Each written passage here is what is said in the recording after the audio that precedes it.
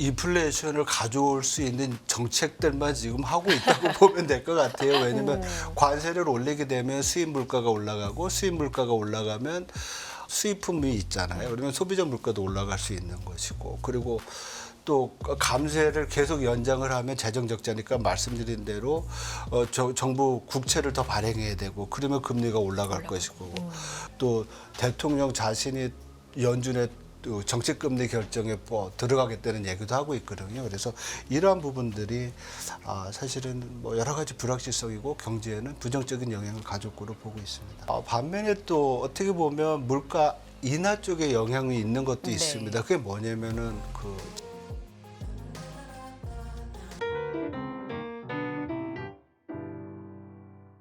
자, 미국 쪽 얘기 좀 많이 했으니까 이제 중국으로 시선을 돌려서 중국의 삼중전회 이야기도 중국 경제에 대한 이야기를 좀 해보도록 하겠습니다. 이코노미스트 장재철 박사 모셨습니다. 안녕하세요, 박사님. 네, 안녕하세요. 안녕하십니까. 비 많이 오는데 나와주셔서 감사드려요. 네. 아닙니다. 중국 공산당 지난 18일 폐막했습니다. 제20기 중앙위원회 제3차 전체회의 삼중전회라고 우리가 흔히 부르고 있는 이 회의에서 300개 이상의 개혁 조치를 제안했다고 밝혔습니다. 그런데 전반적인 평가는 좀 미흡하다. 생각보다 수세적이다. 공격적이라기보다는 좀 방어적이고 수세적이다. 이런 평가가 많거든요. 어떻게 보시는지 궁금합니다. 네, 아무래도 중국 경제 성장률이 지난 뭐라 그럴까요? 2분기 성장률이 4.7%로 나왔잖아요. 네. 그리고 1분기 때 5.3%에서 생각보다 좀 낮게 나오면서 시장에서는 중국 경제가 향후에도 더 둔화될 경우에는 적극적인 부양책이 필요하지 않겠느냐. 이러한 견해가 있었습니다. 네. 그리고 시장은 사실 뭐 소비라든지 투자를 부양할 수 있는 여러 가지 그 부양책을 기대하고 있는데, 사실 지금 뭐 앵커님께서 말씀하신 대로 어떤 구체적이고 적극적인 부양책보다는 좀 더 장기적인 어떤 뭐 개혁에 대한 이슈들, 그리고 뭐 보도에도 나왔지만은 어쩌면 사회 보장 체제라든지 아니면 지방 정부와 또 지방은행, 그리고 부동산 부분에서 여러 가지 복합적인 금융 위기 가능성이 있지 않습니까? 이런 걸 해결하기 위한 금융법들 여러 가지가 나왔습니다. 그렇지만 제가 볼 때는 두 가지 특징이 있는데요. 네. 하나는 이번 삼중전회에서는 단기 과제로서 경기를 좀 살려봐야 되지 않겠느냐, 내수를 좀 살려봐야 되지 않, 이런 필요성을 강조를 했습니다. 그렇지만 궁극적으로는 구체적인 조치를 취하지 않았다는 점이 좀 실망스러운 거고요. 그다음에 두 번째로는 사회보장 시스템을 좀 제공을 한다고 얘기를 하는데, 지금 중국에 약 한 3억 명 정도의 농민공이 있지 않습니까? 이런 농민공들에 대한 소득 재분배라든지 아니면 여러 가지 사회 안전망을 제공하려고 하는데, 기본적인 어떤 중국 정부의 스탠스는 각자의 능력 내에서 좀 하지 정부가 더 적극적으로 또 도와주려는 또 조치들은 또 제시를 하지 않고 있어요. 네. 그래서 이러한 부분들이 좀 시장에는 좀 실망을 주지 않았나 이런 생각을 하고 있고요. 네. 그다음에 이번에 또 강조할 수 있는 부분이 뭐냐면, 그동안 중국 경제는 노동이라든지 아니면 자본이라든지 이런 물적 투하, 생산에 있어서 물적 자료를 생산 요소를 집어넣어서 성장을 하지 않았습니까? 그래서 이번에는 뭐 정보통신이라든지 양자 컴퓨팅 아니면 항공 우주 이런 전략 산업 부분에 대한 투자와 생산을 증가시키려는 노력을 좀 할 거로 보고 있습니다. 그렇지만은 우리가 알다시피 정부의 이러한 어떤 조치들이, 정책들이 기존에 가지고 있는 부동산 부분에서의 부진을 가지고서 충분히 극복할 수 있을지, 여기에 대해서 또 의문이 또 생기는 부분이기도 합니다. 블룸버그도 여기에 대해서 중국 경제 당면 문제, 수요 확대, 부동산 침체 여기에서의 아주 적극적인 건 보이지 않는다. 이게 굉장히 좀 실망을 불러온 것 같고, 중국을 둘러싼 무역 이런 장벽이나 이런 부분에서 오히려 좀 더 긴장감을 불러일으켰다. 뭐 이런 좀 박한 네네. 그런 평가를 좀 했더라고요. 어떻게 보십니까? 중국의 사실 가장 당면한 문제는 소비 그리고 부동산 이쪽이어서 이번에 이쪽으로도 좀 구체적인 얘기가 나오지 않을까 기대를 했었는데 이게 나오지 않은 이유, 그러니까 중국은 지금 어떤 생각을 하고 있는 거라고 보세요?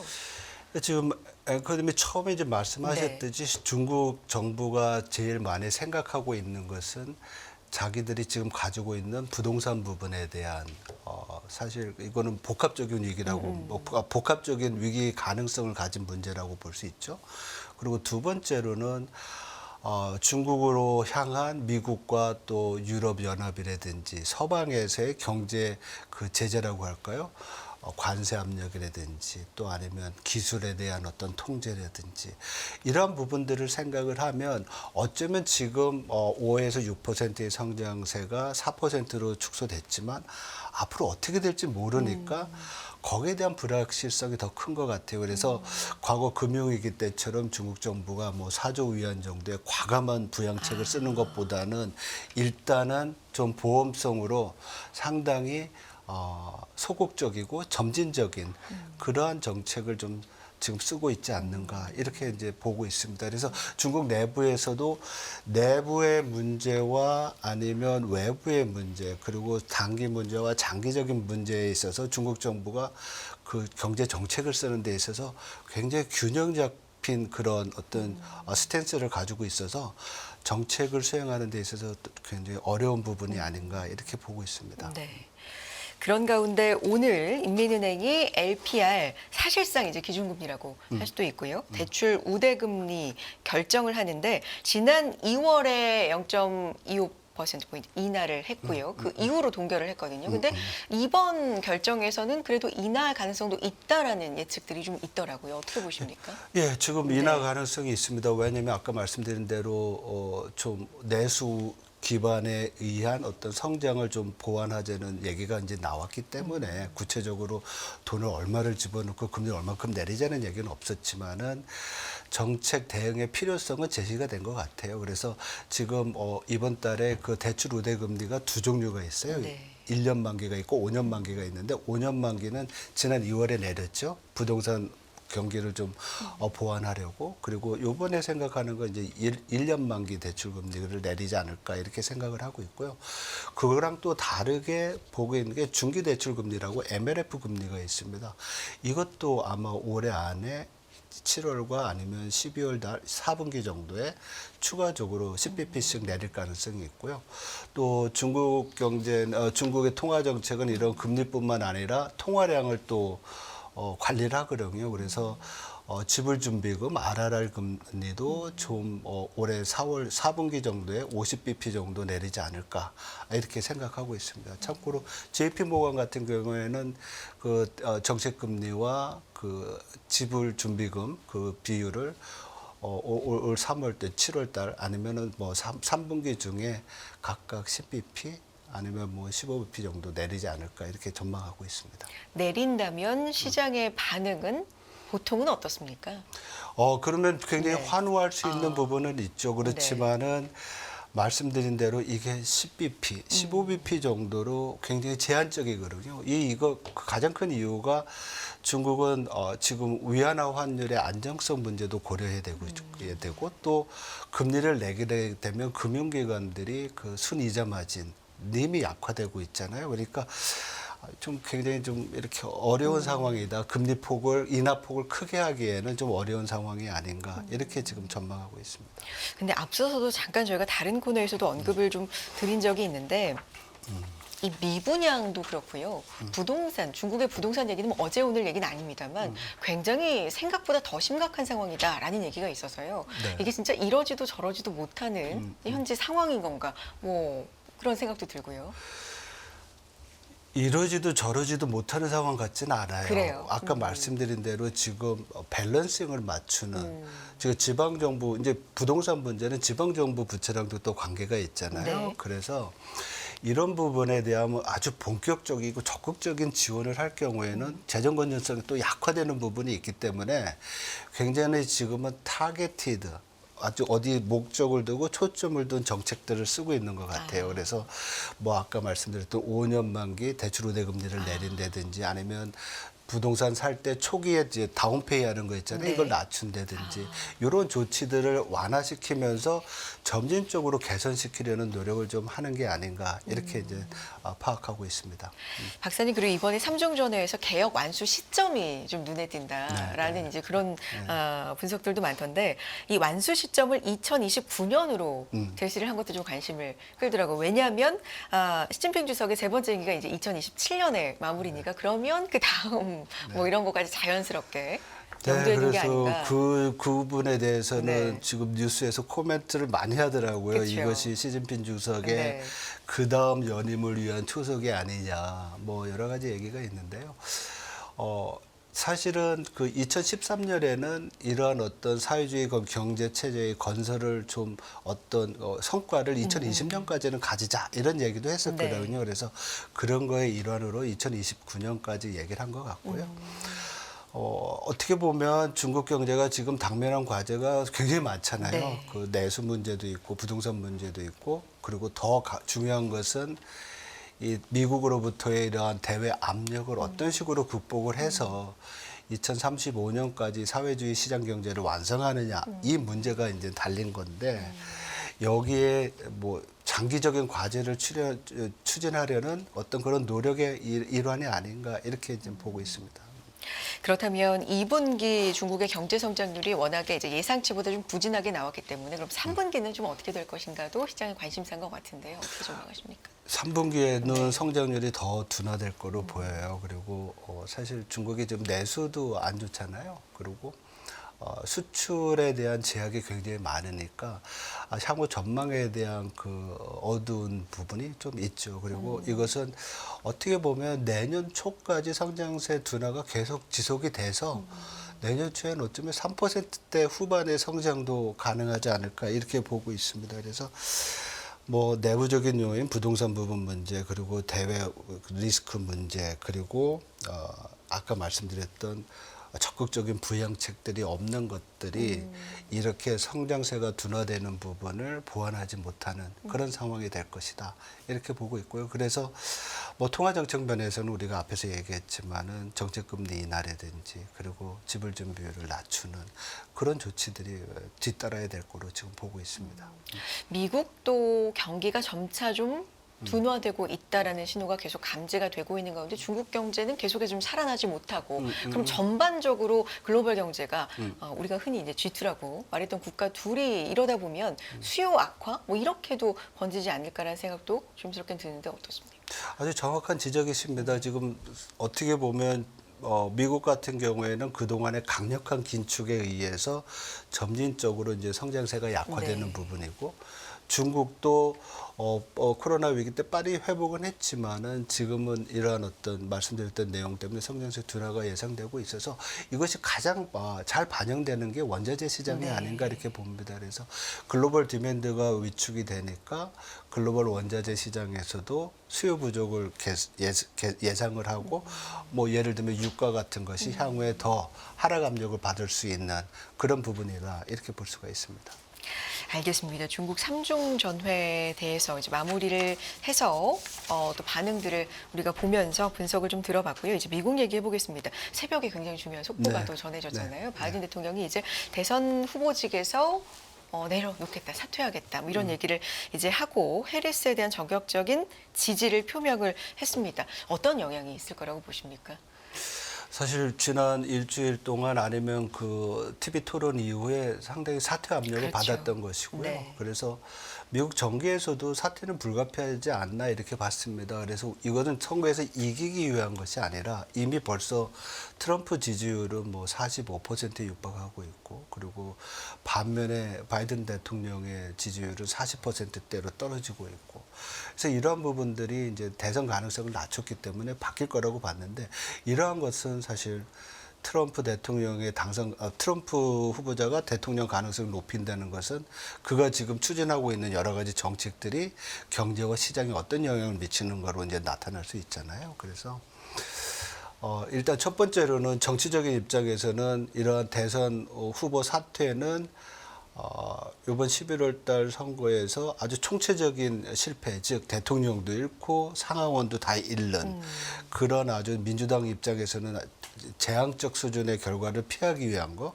뭐 해리스 그 부통령이 출마를 하게 되면 네. 적어도 의회 쪽은 좀 건지지 않을 수 그쪽에서의 승산은 있지 않을까 이렇게 생각하는 전망도 있고요. 경제적인 면에서는 사실 트럼프의 여러 가지 경제 정책이 궁극적으로는 인플레이션을 가져와서 금리를 높은 수준에 있게 해서 어떻게 보면 미국 경제에 부담이 될 것이다. 이런 네. 전망을 하게 하죠. 뭐 첫 번째 예가 관세입니다. 네네. 보편적 관세로 모든 수입품에 10% 관세를 부과하고 중국한테는 최혜국 대우를 취소를 해서 60%의 관세를 매긴다고 하는데 이렇게 될 경우에는 블룸버그 보도에 따르면은 2년 동안 인플레이션이 약 한 2.5% 올라가고요. 경제 성장률도 또 0.5% 정도 낮아지는 그런 결과를 가져올 거라고 보고 있고요. 더 치명적인 것은 중국 경제죠. CT 분석에 따르면 중국 경제 성장률이 약 한 2.5%까지 2.5%포인트 낮아진다고 전망을 하니까 상당히 뭐 글로벌 미국 경제뿐만 아니라 중국 경제 그리고 아시아 경제에도 내가 좀 부정적인 그런 효과가 예상이 되고 있습니다. 그리고 또 많습니다. 거기에는 뭐 감세 조치가 2025년에 이제 만료가 되는데 이거 다시 이제 네네네. 다시 회복이 되는 네. 거예요. 그걸 다시 연장할 경우에는 미국 정부의 그 부채나 정부가 약 한 많게는 4조 정도, 4조 달러 정도 늘어나니까 적자 국채를 마련하기 위해서는 또 적자를 보전하기 위해서 국채 발행을 국채를, 하니까 네.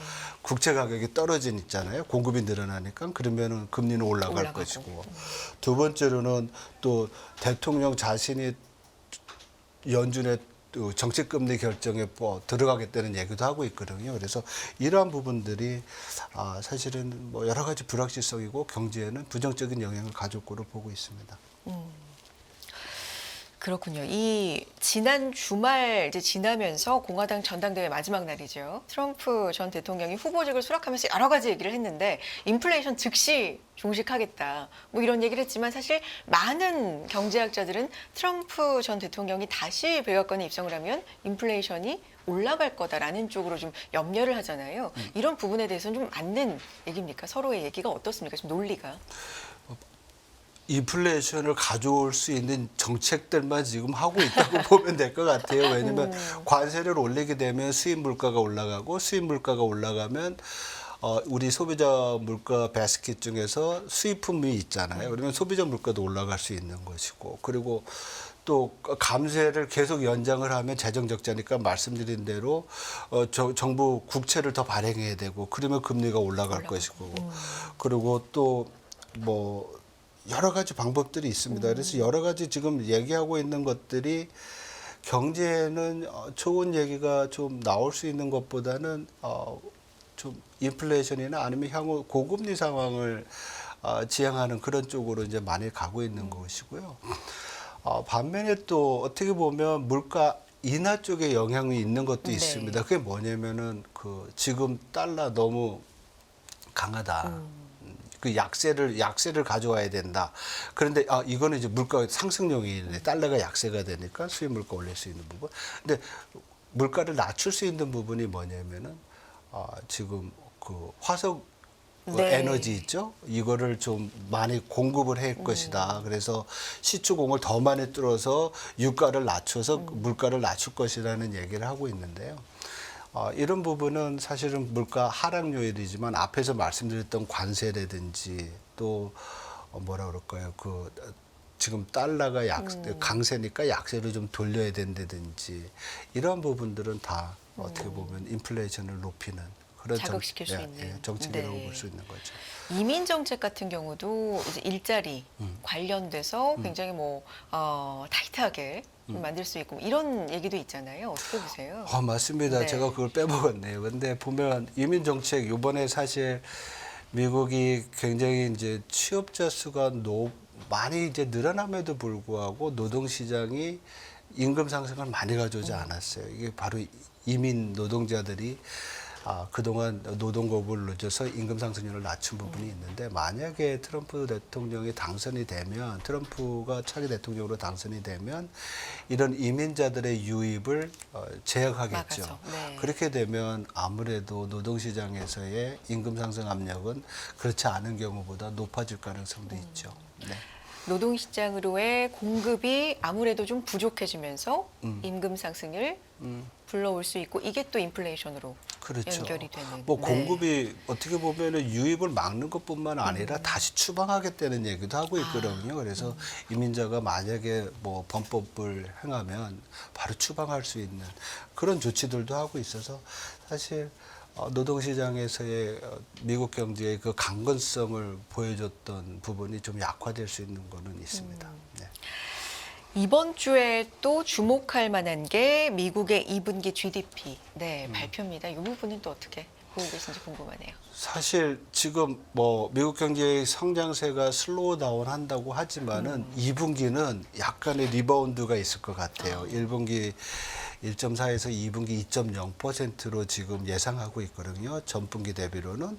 그래서 이런 부분들은 왜냐하면 굉장히 이제 소비가 아직까지 강건히 유지되고 있고 설비 투자도 좋고 정부 지출도 늘어나고 있고 네. 이런 부분들이 성장세를 좀 높여줄 것으로 보입니다. 그렇지만은 하반기로 갈수록 성장세는 약화돼서 약 한 1% 전기 대비 연준으로 1% 정도의 성장세가 예상이 되고 있어서 네. 미국 경제의 그 연착륙 시나리오는 지금 예상한 대로 가고 있다 이렇게 볼 수 있습니다. 연착륙은 진행이 됐는데 이게 아주 급격하게 굉장한 둔화, 좀 충격적인 둔화 이렇게까지 되면은 요거는 원하는 바가 또 아니잖아요. 그렇죠. 네. 그렇게 될 경우에는 어떻게 두 가지 요인이 있는데 네. 만약에 경기가 그렇게 빨리 냉각이 되면 네. 수요가 급격히 위축이 되니까 물가 하락 압력은 세질 수 있어요. 그렇지만 연준 입장에서는 이럴 경우에 금리의 어떤 인하 폭을 더 크게 가져가야 되는 그런 부분도 있겠죠. 그래서 정책 면에서 보면 지금은 이 연착륙이라는 전제하에서 금리 인하 폭을 올해 2번 정도, 네. 그리고 내년에 뭐 많으면 4번까지 이렇게 지금 보고 있습니다. 그래서 9월 달에 연준이 금리 인하할 거로 보고 있고요. 그리고 파월 의장도 인플레이션에 대한 어떤 만족감, 지난 3개월 동안 인플레이션이 잘 2%대 후반대로 내려올 수 있는 여건을 만들었다 이렇게 보고 다른 연준 인사들도 인플레이션에 대해서는 상당히 이제 만족하는 그러니까 물가 상승률이 둔화되는 거에 대해서는 만족하는 그런 어떤 언급들을 많이 하고 있습니다. 이제 다음 주 FOMC를 앞두고 있는 상황에서 사실 트럼프 전 대통령이 파월 의장에 대한 임기 네. 언급도 했고 또 네. 대선 전에 금리 내리는 건 옳지 않다 뭐 이런 언급도 했고 물론 독립적인 기관이니까 영향을 받는다는 건 말이 좀 안 되긴 하지만 이런 상황에서 이제 FOMC를 맡게 됐습니다. GDP도 확인하고 물가도 여러 가지로 이제 확인하고 있는 상황에서 FOMC 전망 좀 해볼까요? 어떤 얘기 나올까요?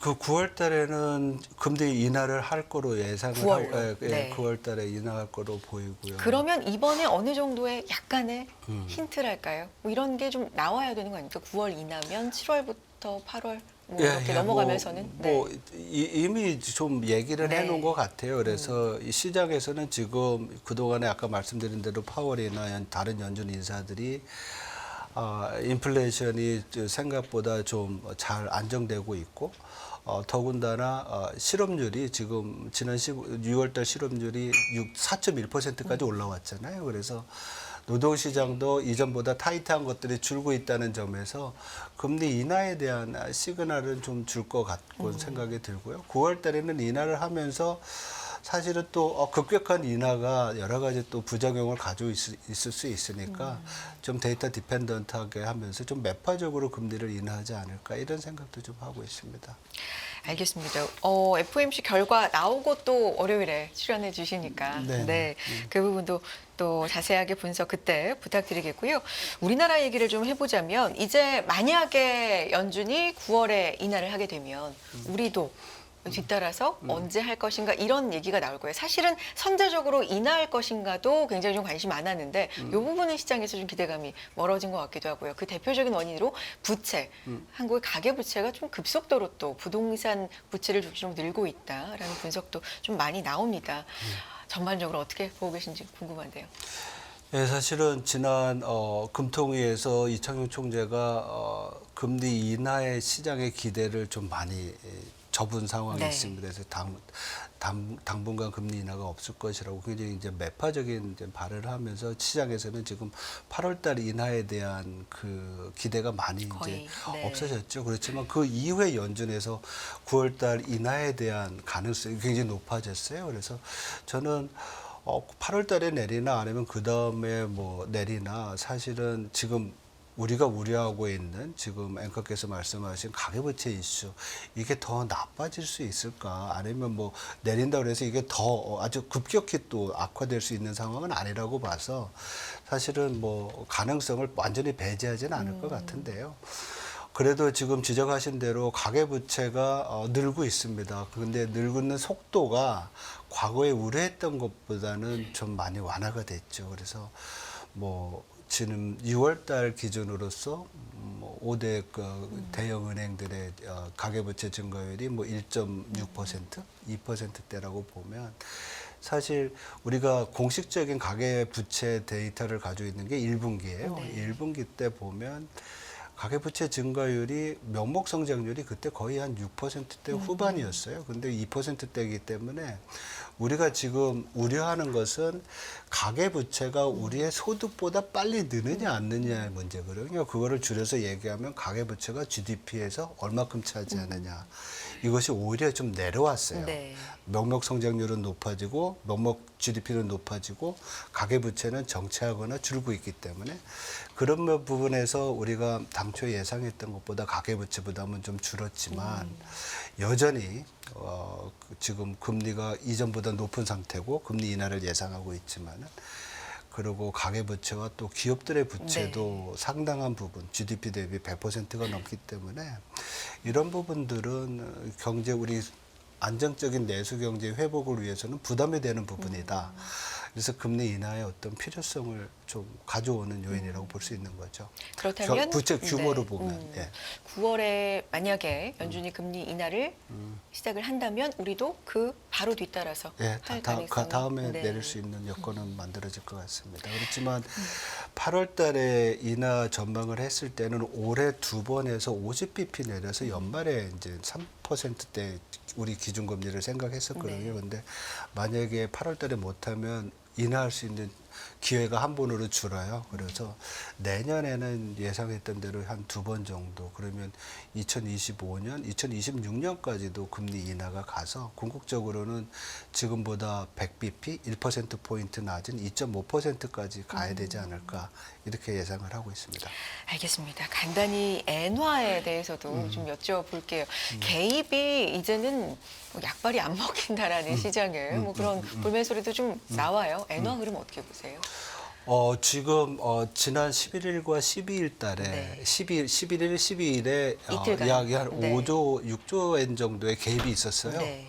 그 결과로 달러 엔 환율이 160엔대에서 지금 155, 7엔대로 내려왔잖아요. 네. 그래서 지금 여러 가지 자료들을 보니까 이제 달러 엔 환율은 160엔대 못 갈 것 같지 않느냐. 기저적으로 이제 150엔대로 내려온 거 아니냐. 이런 전망을 하고 있습니다. 그래 가장 큰 이유가 첫 번째가 뭐 재무성이나 일본 중앙은행이 시장 개입을 확실히 하고 있고요. 그리고 지금 뭐 160엔 이상의 달러 엔 환율은 용납하지 못한다는 어떤 정책적인 기조가 있는 것 같아요. 그리고 두 번째로는 우리는 이제 금리를 내리는데 일본 중앙은행은 이렇게 엔화 이슈 네. 때문에 금리를 올려야 되는 상황으로 지금 보고 있습니다. 그래서 이번 7월 달에 뭐 정책 금리를 BOJ, 또 네. 한 번 더 올리고 또 일부 IB에서는 추가적으로 또 한 번 더 올려서 이번에는 10bp 올리는데 만약에 더 올린다고 그러면 연말에 25bp 올려서 정책 금리가 0.5%가 되는 그런 상황을 예상하기도 합니다. 그래서 일본 중앙은행이 굉장히 매파적으로 환율 관리를 위해서 매파적으로 간다는 점에서 달러 이엔 환율의 상승보다는 이제 하락 쪽에다가 초점을 맞춰야 될 거로 지금 분석들이 나오고 있습니다. 예. 알겠습니다. 오늘 여기까지 듣겠습니다. 장재철 이코노미스트와 함께 시장에 대한 이야기, 중국과 미국 또 우리에 대한 이야기까지 나눠봤습니다. 오늘 말씀 고맙습니다. 네.